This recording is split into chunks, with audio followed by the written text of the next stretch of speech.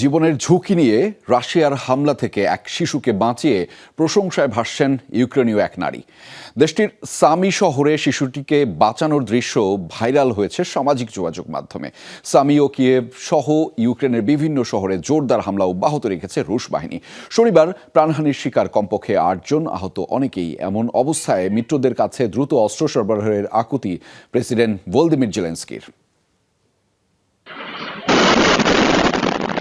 আকস্মিক বিস্ফোরণের পর যখন নিজেদের জীবন বাঁচাতে ব্যস্ত বাকিরা, তখন এক শিশুকে বাঁচাতে তার উপর ঝাঁপিয়ে পড়েন এই নারী। ইউক্রেনীয় নারীর এই মানবিকতা প্রশংসা কুড়াচ্ছে সামাজিক মাধ্যমে।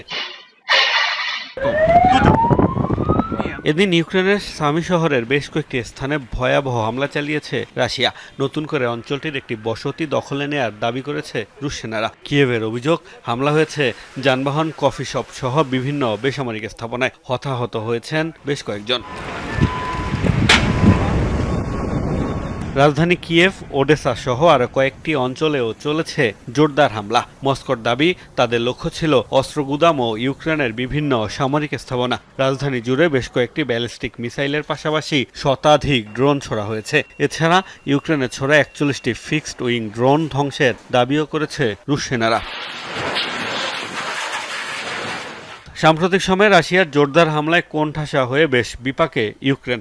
এমন পরিস্থিতিতে মিত্রদের কাছে দ্রুত প্রতিশ্রুত অস্ত্র সরবরাহের আহ্বান জানিয়েছেন প্রেসিডেন্ট ভলোদিমির জেলেনস্কি। অস্ত্র সরবরাহের চুক্তিগুলো যাতে যথাযথভাবে বাস্তবায়িত হয় তা নিশ্চিত করতে আমাদের অংশীদারদের সাথে আরও উচ্চস্তরের আলোচনা প্রয়োজন। আমাদের সহায়তার জন্য যেসব চুক্তি হয়েছে সেগুলো দ্রুত ও পূর্ণাঙ্গ বাস্তবায়নের আহ্বান জানাই। এদিকে পাল্টা হামলা অব্যাহত রেখেছে ইউক্রেনও। হামলা চালিয়েছে রাশিয়ার বিভিন্ন সামরিক স্থাপনায়। দেশটি জানিয়েছে গত একদিনে দুপক্ষের মধ্যে ২৫০-এর বেশি লড়াই হয়েছে। মোস্তফা মাহমুদ, যমুনা নিউজ।